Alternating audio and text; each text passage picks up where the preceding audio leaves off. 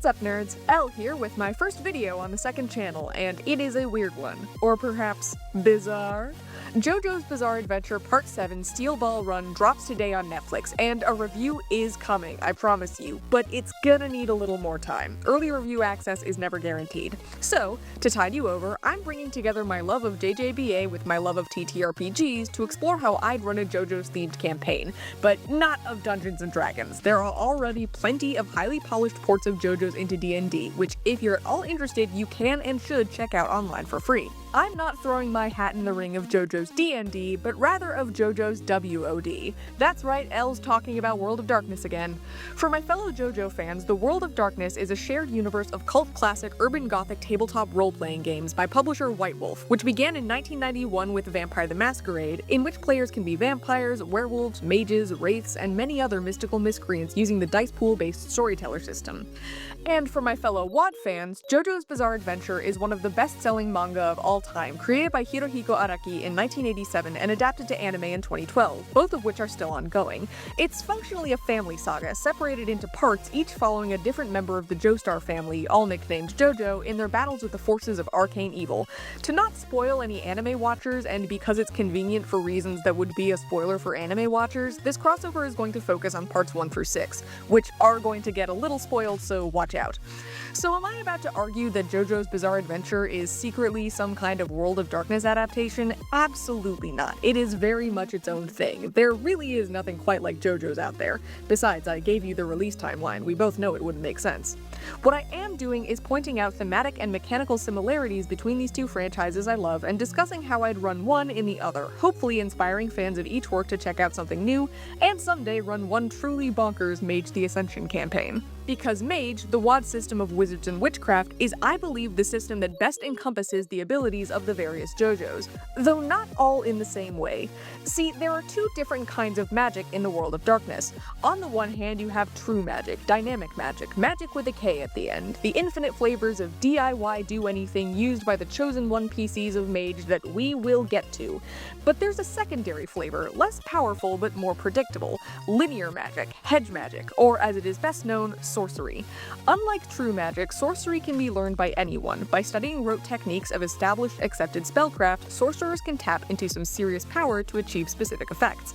And this is how I'd run Hamon, the primary power sets of parts 1 and 2. In JoJo's, Hamon, or the Ripple, is an energy that flows through organic and living materials, one that can be accessed by anyone who learns specific breathing techniques. Sound familiar? And it can be channeled for healing, enhancing or modifying physical abilities, and destroying the undead by mimicking the energy of the sun.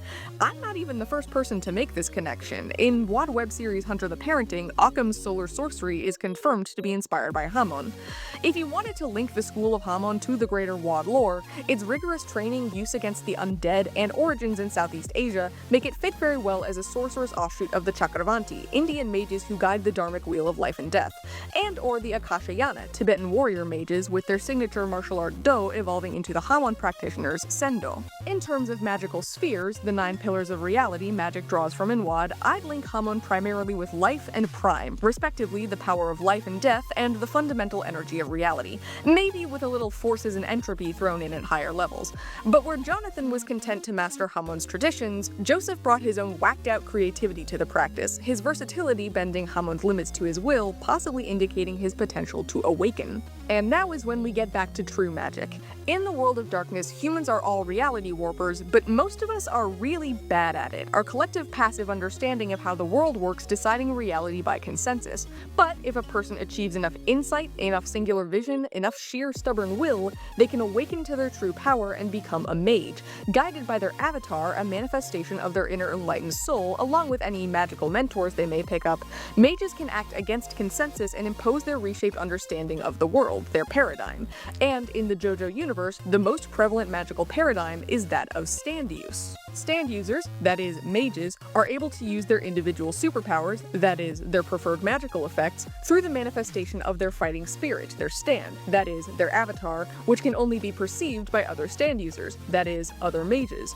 Trying to weave together the history of both worlds, I'd run stand use as the de facto global interpretation of magic in this setting, using the avatar or stand as the primary channel of one's individual magical skill. The World of Darkness's other canonical magical traditions might exist, but but in a far more limited capacity, possibly as offshoots of stand use, like the religiously minded choristers might interpret stands as angels or their connection to God. And with the Speedwagon Foundation's tracking and concealment of vampires, stand users, and more from the public, JoJo's even has its own analog to the Technocracy, the shadow government of anti-wizard wizards trying to keep the world safe for non-magical sleepers. Reading stand use as a mage tradition can also smooth over inconsistencies in how stands work in the series. Characters love to claim stands have hard and fast rules, but we've seen exceptions to pretty much all of them. Stands being seen by non-stand users, stands being affected by non-stands, etc., which can all be explained by the individuality of the mages using them. They've heard the same rules, but interpret them differently, and each mage's powers work how they think they do.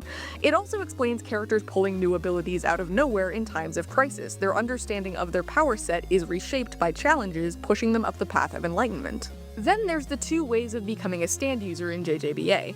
Option 1, you can be born a stand user, which is essentially normal awakening, coming into your innate power through circumstance. There is the wrinkle that stand potential can apparently be hereditary, which is not the case with the magic in WoD, but the potential to awaken is tied to personality, which can be influenced by heredity and possibly spiritual connection, so that can be hand-waved. Option 2, you can be struck with a stand arrow made from an ancient meteor, which will cause you either to manifest a stand or die trying. The official story is that this is caused by an alien virus, but I'm pretty sure that's the uninformed non-mage theory. I believe the arrows are quintessence nodes, fonts of raw magical energy linked to an object rather than a location as usual, possibly made from pure TAS, physically solidified quintessence. Thus, when a person is pierced, they are flooded with magic. If said person was close enough to awakening, this would force the issue, and if not, that energy would kill them. Much as I would love to stat out every single stand user in the series, I'm going to show some restraint and stick to deducing which spheres I think our main JoJo's have affinities for. Joseph's Hermit Purple, with it using spiritual links to remotely retrieve information, as well as it always being as long as he needs it to be, aligns him with the spheres of correspondence, or spatial relations, and possibly spirit. For JoJo's Star Platinum, Punch Good would, I guess, be forces, energy, and motion, and between how quickly he can move and, you know, he's definitely got some dots in the time sphere. Side note, his discovery of Star Platinum, a terrifying public burst of power which he then learns to channel and cultivate, textbook mage awakening. Josuke's ability to restore objects with Crazy Diamond reads to me as a use of entropy, the power of creation and destruction, and matter, maybe with a little bit of life for being able to affect living tissue. Giorno I can confidently align with matter and life, Gold Experience being able to transform inanimate objects into living creatures and back. I can't decide if the druids of the Verbena would love or hate him. Also, he certainly unlocks some other spheres when he attains Requiem, but I'll be damned if I could cleanly figure out which ones. And I'd give Jolene forces like her dad, as well as life for Stonefree's safe spaghettification of her living body. But now we turn from MTA to VTM, to a time before stands were the end-all be-all, to the original villains of this bizarre adventure. Let's talk vampires. Now you might think the JoJo's vamps are just too weird to translate, too much body horror, too many out-there abilities, too little resemblance to traditional vampires, to which Vampire the Masquerade says, if it drinks blood and dies in the sun, we can make it. Seriously, WoD systems are so versatile, I love them, and even the lore aligns in some interesting ways. Let's start with the original vamps of JoJo's, the Pillarmen. They claim to be a distinct superior species from humanity, but that's the exact kind of fume-huffing philosophy adopted by the earliest generations of WoD's vampires, with whom they share similarities. Ancient vampires existing in a parallel society to primitive man reads very much like the first city of Enoch created by the original vampire, Cain. The Pillarmen civilization probably wasn't Enoch itself, but an attempt to recreate it, and it fell in a similar way to the Flood, with Karst leading the younger generation in rising against their elders. We can even assign the Pillarmen to an established vampire clan, their abilities of bodily manipulation and view towards vampiric transcendence with the stone masks aligned with Clan Tzimisce. Kars may be a grandchilder of the Tzimisce elder. I could certainly see him as a 5th generation Methuselah. In a chronicle, I'd run the Pillarmen as an offshoot bloodline of the Tzimisce who left the Carpathians for South America, who keep the original clan's disciplines of auspex, keen senses, and their signature vicissitude, the aforementioned body manipulation, but instead of animalism or Koldunic sorcery, they learned Visceratica as their 3rd ability, the power of stone which let them create the stone masks and rest within their namesake pillars. Though perhaps they did keep a little Koldunism, I struggle to accept Wamu's wind abilities can be achieved through body mod alone as he claims. Of course, their clan heritage would be passed on to any childhood they sired, and while the stone masks are certainly an unusual way of going about it, I have no doubt that Dio, the ultimate instigator of all the JoJo's Bizarre Adventures, is some flavor of Zenitsu. He's obsessed with his own nobility and social power with no regard for human life, and disciplines-wise he's poured all his skills into vicissitude, able to do truly wild stuff not just with his own body, seriously, hydro-cutter eyes, but also those of others, freezing Dyer's blood, toying with Jonathan's arteries. Power-wise, he gives the vibe of a new 8th or 9th gen vamp. Even with his strength, it doesn't seem as powerful as it should be if he were the direct offspring of Cars. Maybe the indirect embrace of the stone mask causes something of a generational skip. He even engages in classic Zenitsu minion making. Some of his quote-unquote zombies are likely just normal ghouls, humans who he's fed some of his blood to bloodbind them to him and give them a fraction of his power, but some of his followers seem more like Slashta, ghouls flesh-crafted into uniquely powerful abominations. He even seems to be experimenting with Vosht, combining multiple species into one stronger entity, like Doobie with his snake face. Dio's nature seems pretty clear throughout Part 1.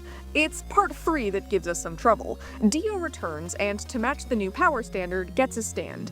But see, vampires are dead, they don't have souls, and therefore they don't have avatars and can't be mages, just ask Clan Tremere, which causes some problems for the franchise fusion we've been setting up. I see two possible workarounds for this. Option 1, by transplanting his head onto Jonathan's living body at the end of Part 1, Dio was somehow able to co-opt Jonathan's awakening and avatar, the world, which does have some textual support in the manga, in which case I'd give him the forces and time spheres just like Jotaro, and homebrew some difficulties for a vampire controlling someone else's stand, ones that can be alleviated by consuming the blood of relatives as we see Dio go for. Option 2 is less faithful to the JoJo's source material, but aligns more with the mechanics of WoD, and I mostly bring it up as an excuse to gush about my favorite vampiric discipline in all of World of Darkness. Again, if it drinks blood and dies in the sun, WoD has no problem putting anything else on their vampires, and Vampire the Masquerade features a rare bloodline called the True Bruja with the signature ability of Temporis, aka time travel. WoD has time-traveling vampires. Do you see why I like these games so much? Do you see how I thought they might be wacky enough to blend with JoJo's? Anyway, if Dio were to at some point encounter and consume a powerful True Bruja, that act of diablerie could give him access to the 5th level Temporis ability Clotho's Gift, which lets a vampire accelerate local time to take several actions in a round. That sounds a lot like the world's time-stopping power to me. And yeah, that's what I have. That's how I'd run JoJo's Bizarre Adventure in the World of Darkness. Zawarudo of Darkness, if you will. Thank you so much for listening to this strange synthesis of settings, and thank you to YouTuber The Burger Creek for fueling my WoD crossover fixation. He's done the same for Hannibal and Lost.